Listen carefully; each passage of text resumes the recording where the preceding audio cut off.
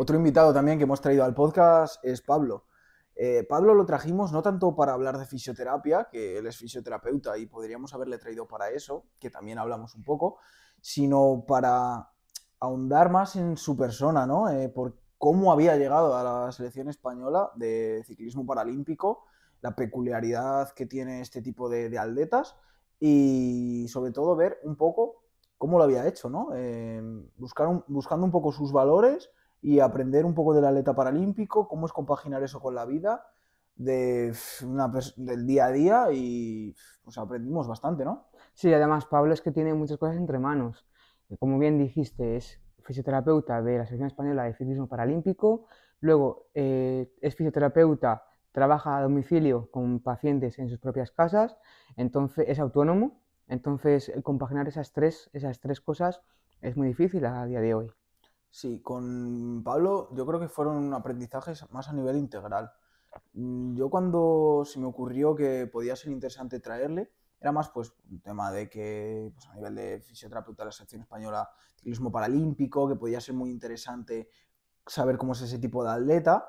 Y fue un podcast que me rompió pues ciertas creencias que tenía y realmente no me esperaba que iba a acabar, pues que iba a aprender tanto, no tanto desde el punto de vista de la mentalidad del atleta y todo eso, que luego lo hablamos, sino de entender cómo él pensaba y cómo había conseguido y llegado hasta ahí, siendo una persona pues muy joven como hablamos, pero es lo que yo aprendí sobre todo de él. Es que, como bien dijiste en el podcast, como bien dijo él también, creo que las oportunidades, si a la más mínima, creo que deberías ir a por ellas. Y ese es el primer punto que hemos puesto, ¿no? La valentía abre puertas. Totalmente, porque además, según él, ¿no? Lo que nos contó fue que le vino, le vino de sopetón la oportunidad y fue a por ella. Sí, y lo que abogamos nosotros mucho también, ser una persona proactiva, ser una persona valiente. A mí me lo dice mucho la gente, ¿no? De joder, qué valiente eres, con una clínica. Ahora lo del podcast, que os exponéis, al final al exponerte pues puedes cometer errores a la hora de expresarte, la gente te puede criticar, otros profesionales o, pues bueno, te pueden pasar muchas cosas que si no haces nada y pues al final es más difícil que te critiquen en ese sentido, pero es que yo creo que una de las cualidades más importantes que puede tener una persona y más en nuestro punto, tío, es la valentía. Mira, en lo que me atañe a mí, personalmente, tengo clientes que pues, son empresarios y, por ejemplo, pues son de hostelería, pues regentan restaurantes desde hace más de 20 años y cuando les comenté cómo empecé pues eso, en lo que sea el emprender, me dijeron, les conté un poquito mis inseguridades, la incertidumbre, ¿no? Me animaron a seguir, me dijeron, tú trabaja duro, ahora que puedes, que eres joven, esfuérzate, que si lo haces, los resultados vendrán. Y él fue joven cuando decidió, que Exacto. nos contó, ¿no? Que había ido como a una especie de charla que habían hecho y que tiraron al vuelo. Si alguno está interesado en hacer prácticas, que hable a este correo. Nunca en esos momentos habla nadie, si te das cuenta. La gente es como agacha la cabeza y nos vamos. Y él se quedó con la cosa y dijo, voy a mandar el correo. Y a raíz de todo eso y de esa decisión valiente de hacerlo, ha vivido todo. Ha estado de viaje por el mundo, en un montón de campeonatos, concentraciones. Ha vivido tantas cosas por esa decisión valiente. De hecho, solo le faltan los Juegos Olímpicos, ¿verdad? Sí, es lo que dijo, que tenía muchas ganas de ir a unos porque, bueno, pues al final es otro tipo de ambiente, aunque también nos comentó que las Copas del Mundo a las que había ido también era como que no era tan, como vivías un ambiente como más personal, por así decirlo, más familiar, que los Juegos Olímpicos son como tan espectaculares que al final estás como demasiado estímulo. Es que fijaos, una persona tan joven, fijaos lo que estamos contando, es que ha vivido de todo. Sí, es que es una locura porque cuando yo le dije, porque también trabaja en la clínica, ¿no? En Fisiolimpia, le dije, tío, dime un poco tus highlights para pues, comentárselos a los pacientes, ponerlos en la página, todo eso. Claro, me empieza a pasar. Mundial de no sé qué, mundial de tal, campeonato de Europa de no sé qué. Y yo decía, madre mía, o sea, ¿cuándo has hecho todo esto? ¿Sabes?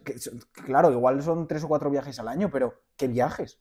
que no es ir, no, me voy a Valencia a no sé qué, que ya es una locura, ¿no? No, no, es que me voy a Glasgow, me voy a Estados Unidos, me voy a unas cosas que yo decía, Bélgica creo que también. sí, ese fue el primero, de hecho, que dijo, qué locura. Es que, y eso es por esa decisión valiente, tío. Además, se mueve en un mundo bastante difícil, que es la competición paralímpica. Entonces, eso es a tener en cuenta, sobre todo porque es que es así, es mucho más complicado el tratar con una persona con una parálisis, con una patología, que un deportista sano. Y de ahí lo de la mentalidad, que es el segundo aprendizaje, la mentalidad del atleta rompe límites. Y bueno, creo que lo pusimos incluso de título en el podcast, de que se te ocurrió a ti, de hecho, ¿no? Lo del sacrificio y... ¿Cómo era? Si el sacrificio no hay victoria, puede ser. Sí, o era algo así, o el sacrificio rompe, el trabajo duro del sacrificio rompe, no hay, rompe las barreras, alguna cosa así. Pero bueno, que al final es hablar un poco de eso, ¿no? De la mentalidad del atleta, ya es una locura. El atleta ya sabemos cómo es, de ambicioso, de que incluso nos comentaba, ¿no? Gente con dolor, de no he notado nada, sigo adelante.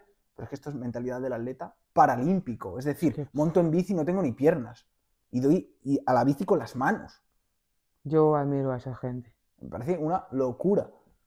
Que es una disciplina, es que decir, porque claro, también hay que tener en cuenta que tienen que estar bien mentalmente, es que como no estés bien mentalmente estás completamente jodido. Es decir, la fuerza mental que tienen esas personas para no caer en depresión o en cualquier otra enfermedad que, pues eso, mental sobre todo, y la entereza que tienen que tener para poder llevar a cabo esas competiciones, tío. ¿Y no crees que el hecho de tenerlo más difícil también hace que te estimule a tener ese tipo de mentalidades? Yo creo que cuando ganas se vale por dos. Claro, sabe diferente porque yo siempre lo digo, que juegues con tus cartas, pueden ser mejores o peores, pero es que a veces no tienes casi ni cartas, ¿sabes? Entonces, ¿cómo gano a un tío que en la vida, por así decirlo, que tiene toda la baraja disponible y yo tengo dos cartas? Pero es que esas dos cartas las uso a muerte y voy a fuego con ellas. O esas dos cartas me invento y, o sea, las uso de una manera tan... Eso que hago un trío con dos. ¿Cómo? No sé. Pero tienen esa mentalidad al final de romper límites y de sorprenderte. Es que además tiene que tener entrenamiento continuo a nivel mental, es decir, porque la competición, la élite es exigente y como ya hablamos en su día no es saludable. Entonces, el juntar con que la élite no es saludable, el deporte de competición no es saludable, con que ellos tienen una enfermedad, una patología, una parálisis, pues escúchame, hay que estar muy bien entrenado, ¿eh? Totalmente. Para gustos los colores, tercer aprendizaje del podcast con Pablo.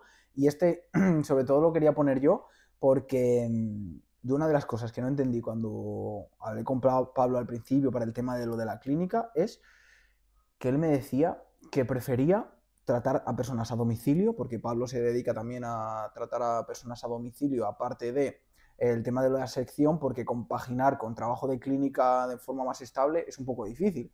Entonces él hace pacientes a domicilio.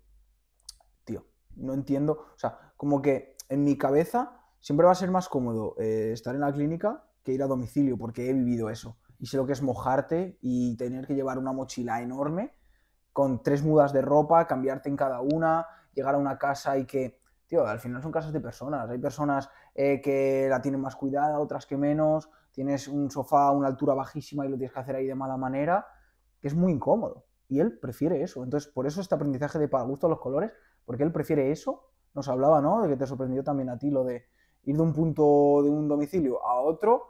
Era como, es que pierdes el tiempo. Y él decía, tío, es que respiro. Y me gusta. Y tú Claro, estás en la clínica todo el día y es uno, otro. Y yo me estoy dando un paseo por Salamanca a las 11 de la mañana por la plaza. Y tú no.